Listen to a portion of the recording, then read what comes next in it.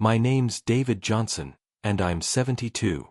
Yesterday, I overheard something from my own daughter that hurt worse than any knife could.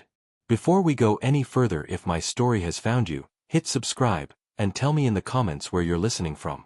She was in the kitchen, talking to her husband, not realizing I could hear from my bedroom.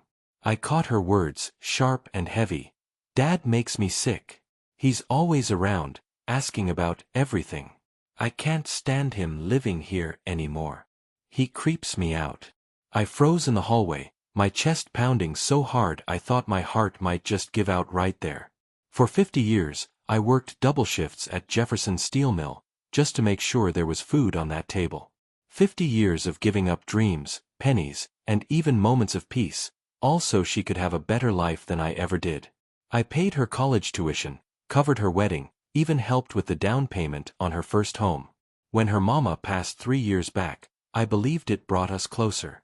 I was wrong. But here's what she doesn't know. What none of them know. 2 months ago, I sold the old family land up in Vermont, the property my grandfather left me, the one I never told a soul about. 23 acres of prime land a developer had been chasing. The check sitting in my account now, $2,400,000. And after what I heard last night, I made a choice that'll change everything.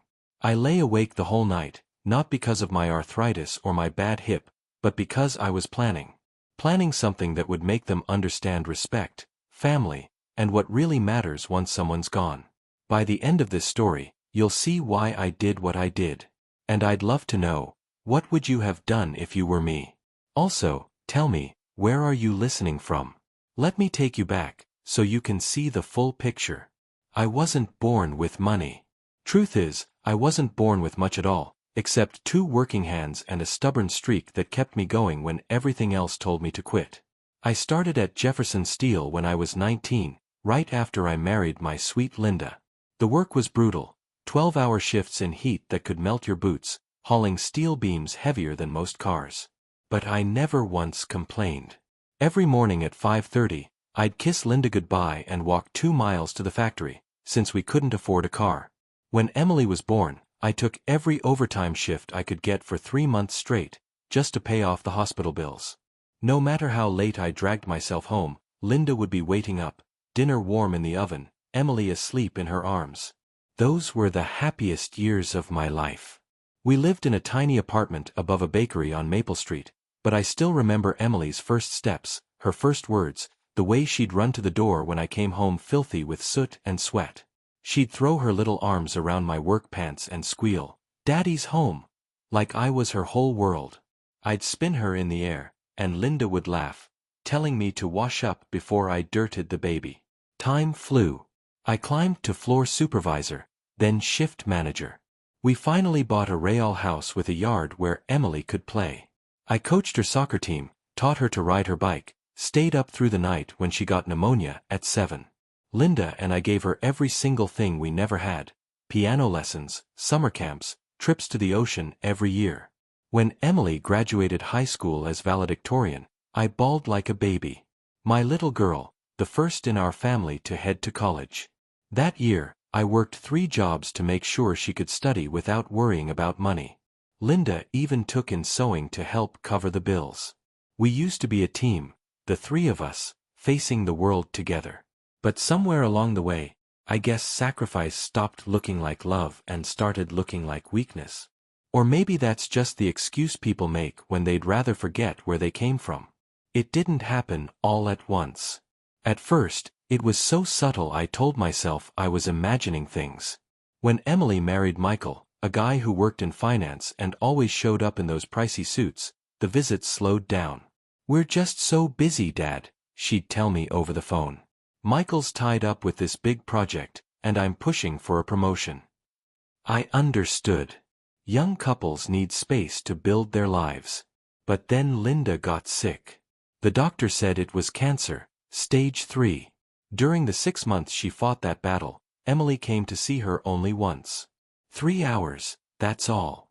She spent most of that visit on her phone, taking work calls, then left saying she'd try to come back soon. She never did. I stayed by Linda's side every single day. Held her hand, read her those romance novels she loved, watched her body fade away. And our daughter was too busy to say goodbye. Linda died on a Tuesday morning in October. My hands shook so badly I could barely dial, but I called Emily right away. "Oh no, Dad," she said, but her voice was distracted. "I'm so sorry. Can we talk about funeral plans later? I've got a meeting with some important clients from Tokyo." Clients. More important than her mother's death. The funeral was small. Emily came late, left early, and checked her phone the entire time. Michael didn't even bother with a black tie. After everyone was gone, I stood alone by Linda's grave until the sun disappeared, wondering how my family had turned into strangers. That was when the real abandonment set in. The calls stopped. When I reached out, Emily didn't pick up.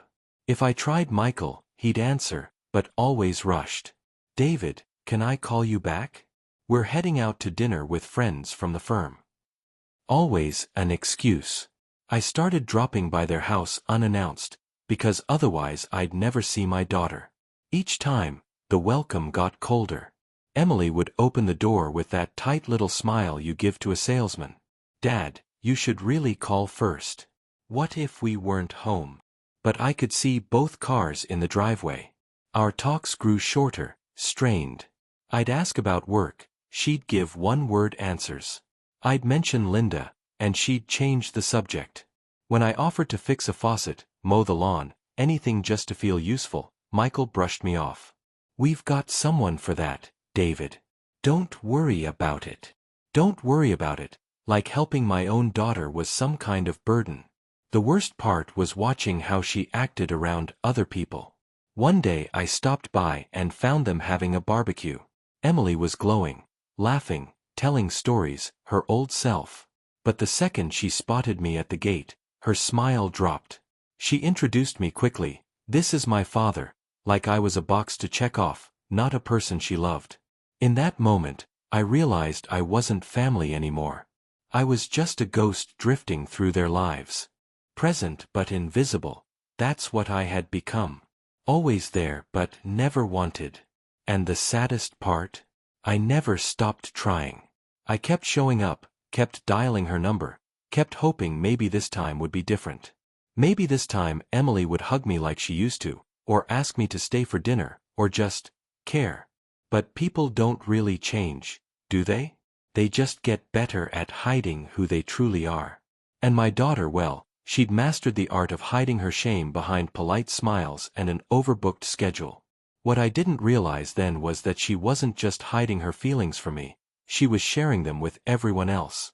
And what changed everything wasn't only the conversation I overheard. It was what happened the next morning, and the phone call that came 3 hours later. You see, I'd been carrying a secret for 60 years. When I was 12, my grandfather pulled me aside, just before he passed, and told me about a piece of land he owned out in Summit County. "David," he whispered, his rough hand gripping mine like tree bark, "this land has been in our family since 1887. Don't you ever let anybody take it. Someday, when you really need it, it'll take care of you." Back then, it was nothing, 23 acres of woods and a run-down cabin. My father never mentioned it after Grandpa died, and honestly, I forgot all about it. Life was busy. Work, raising Emily, just trying to make it through. The taxes were tiny, maybe $200 a year, so I kept paying without much thought. Then, 2 months ago, everything shifted. A developer named Anderson called. He'd been buying up land in Summit County for some big resort project. And wouldn't you know it, my little patch of forgotten woods sat right in the middle of his plans. He came to my house, looked me in the eye, and said, "Mr. Johnson, I'll be honest. That land is worth more than you realize. The new highway's coming through next year, and we're putting a luxury resort right there. I'm ready to offer you $2.4 million. Cash." I nearly dropped the phone. $2.4 million. For land I hadn't set foot on in 20 years, land that cost me $200 a year to keep. I didn't breathe a word to Emily. Not to anyone. For 3 weeks, I thought it over. Even drove up to Summit County to walk those woods again. The cabin was still there, rotting but standing, and in the wind through the pines, I swear I could hear Grandpa's voice. Someday when you really need it, it'll take care of you. So I signed the papers. The money went into a separate account, at a bank Emily didn't know about. And for the first time in my adult life, I had real money. Enough to travel, to live comfortably, to actually help people who deserved it. Still, I kept quiet, hoping maybe, just maybe, Emily and I could fix things without money getting in the way. But then came that night. The night I heard her in the kitchen, saying I made her sick, saying she couldn't stand me anymore.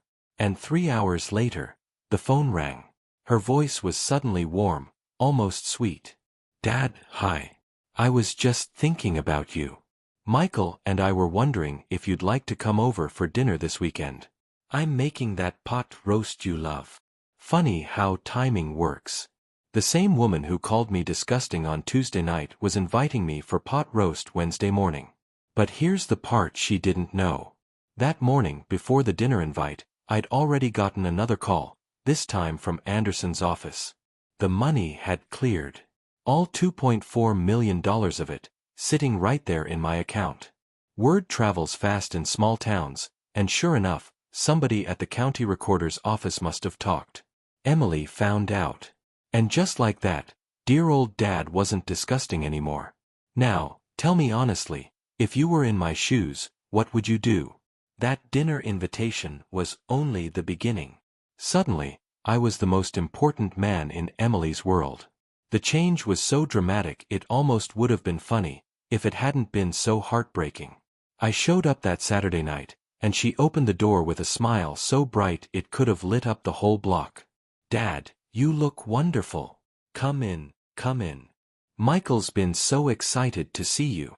Michael, who hadn't said more than 5 words to me in the past year, appeared with a strong handshake and a slap on the back, like we were long-lost fishing buddies.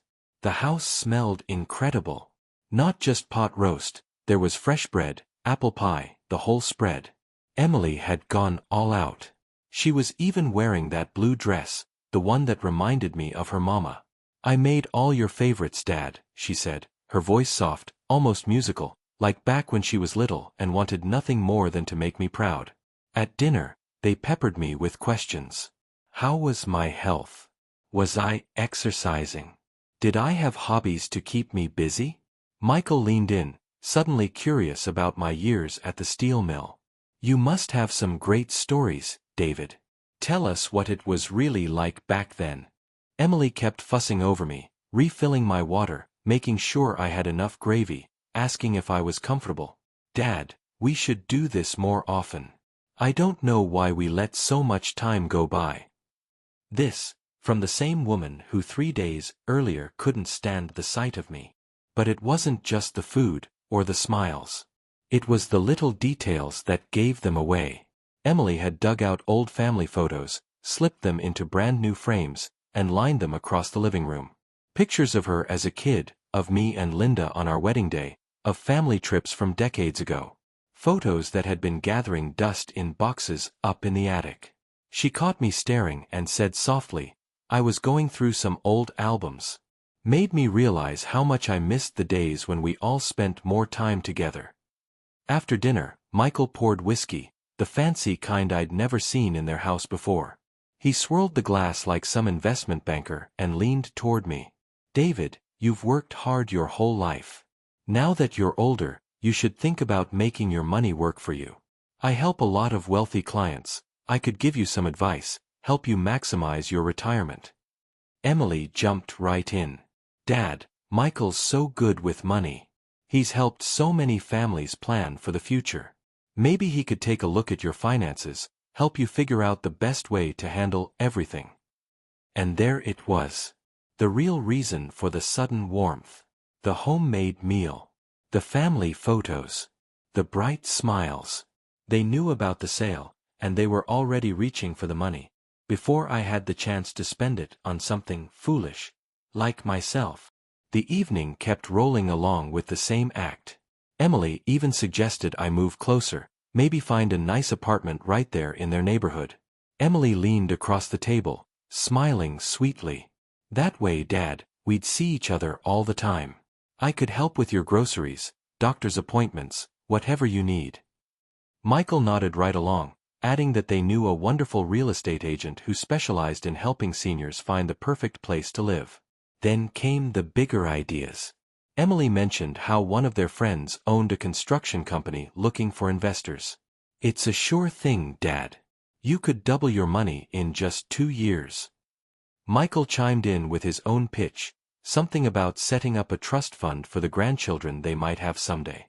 That way, your legacy's protected, and you'll know the money stays in the family. By the end of the night, they had my whole life mapped out, where I should live, how I should invest, what I should do with my time. Every piece of it designed to keep me close, keep me grateful, and most of all, keep that 2 million within reach. As I was leaving, Emily hugged me. The first real hug she'd given me since Linda's funeral. She whispered, "I love you, Dad. I'm sorry we haven't been close. That's going to change. I promise." I drove home emptier than before the dinner. Because now I knew for sure what I'd been too scared to admit. My daughter didn't love me. She loved what she thought I could give her. And that truth, it was going to change everything. The weeks after that dinner felt like living in a play, where everyone else had a script but me. Emily called every other day now, her voice syrupy sweet. "How are you feeling, Dad? Are you eating enough? You know, Michael and I were talking, you really should consider that investment I mentioned." She started popping by my house unannounced, the same thing that used to drive her crazy when I did it. But now she came with gifts. Expensive groceries, because I was at the store anyway. New shirts, because they reminded me of you. A fancy coffee maker, because you deserve something nice. Every gift carried a subtle message about how much she cared, how much she wanted to take care of me. But I'm not stupid. 72 years teaches you to spot manipulation, even when it comes wrapped in pretty paper and soft words. So I started watching closely. The way she checked her watch during conversations. The way her smile slipped the second she thought I wasn't looking. How she steered everything back to my finances, my future security. And how Michael always managed to wander in the moment money came up, armed with brochures, business cards, polished portfolios. The breaking point came one Thursday afternoon. Emily had invited me for lunch, and I showed up early. The front door was unlocked, so I stepped inside and heard voices in the kitchen. Emily was on the phone. And the voice she used, it wasn't the sweet one she saved for me. "No, Mom, he's not sick or anything. He's just old. And now he's got all this money from selling some land. Michael and I are worried he's going to waste it on stupid stuff." Mom. She wasn't talking about Linda, she was talking to Michael's mother. Linda had been gone 3 years. Emily's voice sharpened. "We're trying to get him to invest with Michael's firm, but he's being stubborn. I mean, what does he know about money? He worked in a factory his whole life. Michael says we just need to be patient. Keep being nice until he trusts us enough to let us handle his finances." I stood there in the hallway, the same hallway where weeks earlier I'd heard my daughter call me disgusting, and listened to her plot how to separate me from my money. But what came next, that's what shattered me. I heard her sigh into the phone. "I know it's exhausting having to pretend like I enjoy spending time with him. He's always telling the same stories about Mom, the factory, his childhood. God, it's like talking to a broken record. But Michael says it's worth it, if we can just get him to let us handle his investments. $2 million isn't something you walk away from. Pretend." That's all it had been. The dinners, the phone calls, the hugs, the I love yous. They weren't real. They were performances, Oscar-worthy acts, designed to trick me into trusting her with my money. I slipped back outside, sat in my car for 20 minutes, trying to make sense of it. This wasn't just greed. This was complete, deliberate disrespect. In Emily's mind, I wasn't her father anymore. I was a problem to be managed, a wallet to be emptied, an old fool too stubborn to admit he couldn't take care of himself. When I finally walked back in, she was all smiles again. "Dad. Perfect timing. I just made chicken salad sandwiches. Sit down, tell me about your week. So I talked. I told her about my doctor's appointment, my neighbor's new dog, even the weather. She nodded in all the right places, laughed at all the right times. But I watched her closely. Behind her eyes, there was no love. Only calculation. Waiting for the moment to bring up investments, financial planning, or how she was so worried about my future. Every gesture, every expression, carefully rehearsed to make me feel cared for while she schemed about the money. When I stood to leave, Emily hugged me again. I love you so much, Dad. You mean everything to me. Words that should have filled my heart with joy now cut like knives, because I knew they were lies. Cold, calculated lies meant to manipulate an old man who wanted nothing more than to be loved by his only child. That night, I sat in Linda's chair, the one I'd left exactly the way she had it, and made a choice. If Emily wanted to play games, if she wanted to pretend this relationship was anything but money, then I'd give her what she deserved. Not what she wanted, what she'd earned through her actions. I was done being a fool. Done waiting for her to change. Done pretending that blood alone makes someone family. It was time to show my daughter what consequences looked like. So, under the soft glow of Linda's old reading lamp, I opened my laptop. Not to search for investments, not for retirement communities, like Emily and Michael kept urging, but for something real. Something that honored the memory of the woman who had truly loved me. Something that showed the world what family really meant. I started with St. Mary's Children's Home, the place where Linda had volunteered every Christmas for 15 years. She'd come back full of stories about kids who had nothing, children who'd been abandoned or forgotten. I could still hear her voice, bright with purpose. David, these kids just need someone to believe in them. Just one person who sees their potential. The next morning, I picked up the phone and called the director at St. Mary's Children's Home, a woman named Mrs. Rodriguez. Linda had spoken about her countless times over the years. Mr. Johnson, she said softly, once I explained who I was. I remember Linda so well. She was like an angel to these children. What can I do for you? I told her a little of my situation. Not the ugly details about Emily, just that I had come into some money and wanted to make a difference. I'd like to set up a scholarship fund, I said. For kids aging out of the system, the ones who want to go to college but don't have family to back them. Mrs. Rodriguez went quiet for a moment. Then she said, Mr. Johnson, do you know how many children we have here who are bright, talented, full of dreams, but who will never get the chance to chase them? A fund like that would change lives. We talked for an hour. She told me about Maria, 17, who dreamed of being a nurse but couldn't even afford community college. About James, a boy who had taught himself computer programming from library books, but couldn't imagine paying for technical school. About dozens of kids who were smart, driven, and full of potential, but who had no one to believe in them. How much would it take, I asked, to give 50 kids full scholarships over the next 10 years? Tuition, books, living expenses, everything. She did the math. Around 800,000. 800,000. Less than half of what I had. Money that could give 50 forgotten children the chance my own daughter had taken for granted. The chance I had worked myself to the bone to give her. But I wasn't done.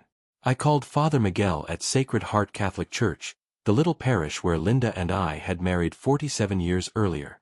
He told me the truth. The church was falling apart.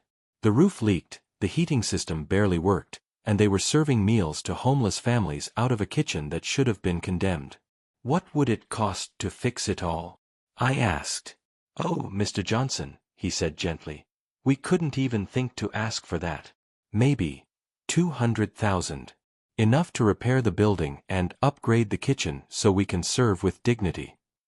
200,000, for people truly in need, not people pretending to care.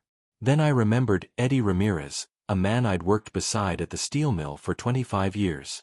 He'd lost his leg in an accident on the job and had been fighting the company ever since for fair disability pay. His wife, Maria, had called me months earlier, crying because they were about to lose their house. Eddie was too proud to ask for help, but Maria had been desperate. I called her that night. "Maria, it's David Johnson. How are you and Eddie holding up?" The flood poured out: medical bills, mortgage payments, Eddie's depression. They needed about $60,000 just to get steady again. "Maria," I said gently, cutting her off before the shame took over. "What if I told you help was coming?" By the end of the week, the plan was set. 800,000 for scholarships at St. Mary's. 200,000 for Sacred Heart. 60,000 for Eddie and Maria. Another 100,000 split between the food bank, the veterans shelter, and a fund to help families battling cancer treatments. All places Linda had given her time, her money, her love. That still left me with about $1.2 million. More than enough to live comfortably, with dignity, without ever depending on anyone again. Enough to rent a small apartment somewhere warm, maybe by the ocean, and finally breathe easy. But before any of that, I had loose ends to tie up. I knew I had to make Emily understand exactly what her greed had cost her. And I wanted Michael to realize that his slick investment schemes had ended up costing him more than he could ever imagine. I wasn't out for revenge. I wasn't interested in cruelty. I just needed to leave them with a truth they'd never be able to forget. For 3 days, I sat at my desk writing letters. Not angry rants, not bitter accusations, just honest words. Words that spelled out what I had overheard, what I had uncovered about their real feelings toward me, and what I had decided to do because of it. The hardest part wasn't deciding how to give away the money. No, the hardest part was accepting that my only child had never really loved me at all. But sometimes, the truth, even when it tears your heart in half, is the only thing that sets you free. I chose Sunday afternoon for what I knew would be our final conversation. Emily had invited me to what she called a family dinner, another carefully staged performance designed to soften me up for whatever new scheme she and Michael had been plotting. I accepted, but I had my own agenda. At exactly 4 o'clock, I arrived carrying a manila envelope.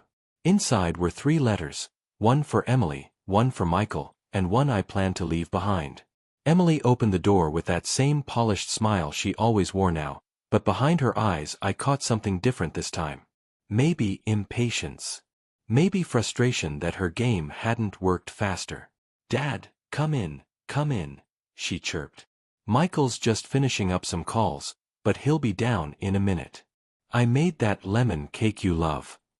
Another childhood favorite she had suddenly remembered. How convenient. We sat in their living room, surrounded by the family photos she had so carefully staged. She chatted about the weather, her job, little bits of nothing. I could feel her circling toward the subject she always came back to: my money. Then Michael came downstairs, folder in hand, the same folder he'd been waving in my face for weeks, full of trust funds and glossy investment opportunities. He smiled like a salesman closing in on a deal. "David, great to see you. I've got some exciting news about that resort development I mentioned. The returns are looking even better than we thought." I stood slowly. "Actually," I said, steadying my voice, "I've got some news of my own. And it's going to change everything." From the envelope, I pulled the first letter, the one with Emily's name on it. I handed it to her. "I need you to read this out loud. Both of you need to hear what I have to say." Emily's brow furrowed. She took the letter, her hands trembling as she unfolded it. At first, she tried to skim it quietly, but I watched her face shift, from confusion, to shock, to panic. "Dad, what is this?" "Read it out loud, Emily," I told her firmly. "Let Michael hear what his father-in-law has to say." Her voice shook as she began. "Dear Emily, by the time you read this letter, I will have already liquidated my assets and distributed them according to my wishes. 2 months ago, I sold the family land in Summit County for $2.4 million. Michael's folder slipped from his hands and hit the floor with a thud. "Wait, what? You already had money. Why didn't you tell us?" I raised my hand. "Quiet. Keep reading, Emily." She swallowed hard, her voice thin but sharper now. I kept this private because I wanted to see how you would treat me when you believed I had nothing left to give. What I discovered broke my heart in ways I never thought possible. Emily stopped reading, her eyes filling with tears. Dad, I don't understand. What are you talking about? I'm talking about the conversation I overheard 3 weeks ago, I said, my voice steady, when you told Michael that I made you sick, that I gave you the creeps. I'm talking about the phone call where you told Michael's mother that spending time with me was exhausting, and that you were only being nice to get access to my money. The color drained from their faces. Michael opened his mouth, but I held up my hand. Keep reading, Emily. We're not finished. Her hands shook as she continued. I have decided to donate $800,000 to establish the Linda Johnson Scholarship Fund at St. Mary's Children's Home, where your mother volunteered for 15 years. These scholarships will help 50 children, abandoned by their families, pursue a college education. Dad, wait. Emily began, but I motioned for her to go on. $200,000 will go to Sacred Heart Catholic Church, to repair the building and expand their food program for homeless families. Another $100,000 will be distributed to local charities that actually help people in need, not people who only pretend to. Michael finally found his voice. David, let's talk about this. You're making emotional choices. You need to think about your future. My future. I turned to him, my eyes locked on his. You mean trusting you with my money so you could skim management fees while funneling the rest into your friend's construction project? I heard that conversation, too. I walked to the window, looking out at their perfect lawn, the shiny cars in the driveway, the house stuffed with everything money could buy, everything except love. I'm 72 years old, I said quietly. And I just learned that my only child sees me as nothing more than a wallet with legs. Do you have any idea what that feels like? Emily was crying now, real tears this time, not the crocodile ones she'd used before. Dad, that's not true. I do love you, You love what you thought I could give you, I interrupted. There's a difference. And we both know it. I reached into my envelope and pulled out the second letter, handing it to Michael. This one's for you. It explains exactly how much your so-called investment advice has cost you. Spoiler alert, it's about $2 million. Then I took out the third envelope, held it for a moment, and set it on the coffee table beside the framed family photos. This one has my new address, my new phone number, and instructions for how to contact me, if, and only if, you ever figure out the difference between loving someone and using them. I looked at them one last time. Goodbye, Emily. Goodbye, Michael. I hope someday you'll realize that the richest thing I ever had was your mother's love. And the poorest thing I ever knew was discovering that my own daughter never really loved me at all. Then I walked out their front door for the last time, leaving behind 30 years of memories and a lifetime of disappointment. But for the first time in months, I felt like I could breathe again. 3 months later, I was sitting on a small balcony overlooking the Atlantic Ocean, in a cozy apartment in Clearwater, Florida. The morning sun warmed my face, and I held a cup of coffee in my hands. Coffee brewed in that fancy machine Emily had once bought me, one of the few things I'd decided to keep when I packed up my life and started over. The apartment was simple, just 1 bedroom, 1 bathroom, a little kitchen, and that perfect balcony where I could watch the sunrise every morning. $800 a month. Utilities included. My landlord, Mrs. Patterson, was a 70-year-old widow who lived downstairs. Somewhere along the way, she became something I never thought I'd find again, a true friend. David, she'd call from her garden below, coffee's ready down here if you want some company. That's how most of my mornings began, with Eleanor Patterson, a woman who had buried 2 husbands and raised 4 children, all of whom called her every week and visited every month.